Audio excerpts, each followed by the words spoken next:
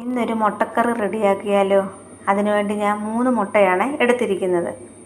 ഇതിനുവേണ്ടി 3 സവാളയാണ് ഞാൻ എടുത്തിരിക്കുന്നത്. ഇതിൻ്റെ തൊലിയെല്ലാം കളഞ്ഞൊന്ന് വൃത്തിയാക്കട്ടെ. മുട്ട പുഴുങ്ങാൻ അടുപ്പത്ത് വെച്ചിട്ടുണ്ട്. സവാള തൊലി കളഞ്ഞെടുത്തിട്ടുണ്ട്. ഇനി നമുക്കിതൊന്ന് അരിഞ്ഞെടുക്കാം.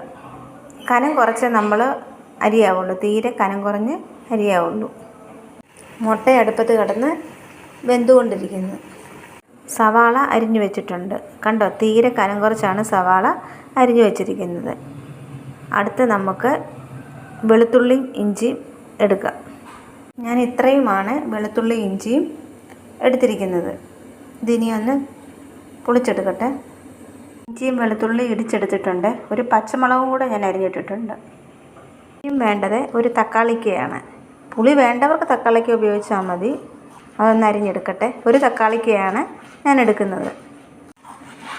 മുട്ട വെന്ത് വന്നിട്ടുണ്ട്. നമുക്കിനി വെള്ളത്തിലോട്ടിട്ട് കൊടുക്കാം. വെള്ളത്തിലോട്ടിട്ട് കൊടുത്താലേ ഇതൊന്ന് തോട് പൊളിക്കാൻ നമുക്ക് എളുപ്പമുള്ളൂ.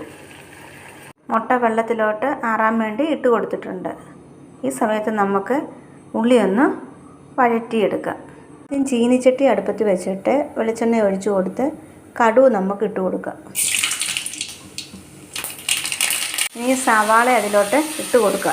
ഇട്ട് കൊടുത്തിട്ട് കുറച്ച് കരിയാപ്പിലയും സ്വല്പം മഞ്ഞൾപ്പൊടിയും കൂടെ നമുക്കിട്ട് കൊടുക്കാം. സ്വല്പം.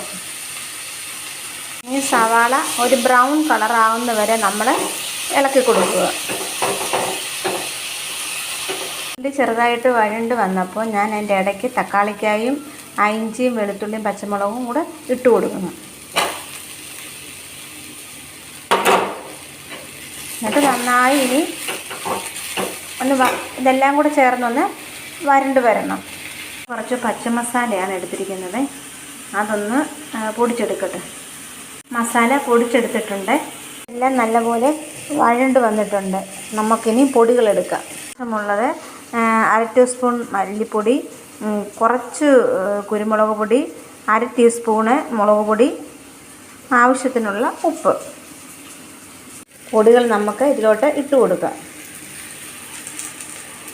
എന്നിട്ട് നല്ലപോലെ ഒന്ന് ഇതുമായിട്ട് യോജിപ്പിക്കുക.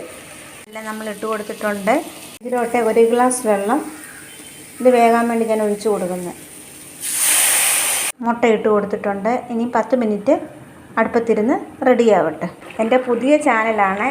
എല്ലാവരും എനിക്കൊന്ന് കാണുന്നവരെല്ലാം എനിക്കൊന്ന് സബ്സ്ക്രൈബ് ചെയ്ത് തരിക, സപ്പോർട്ട് ചെയ്യുക. മുട്ടക്കറി റെഡിയായി.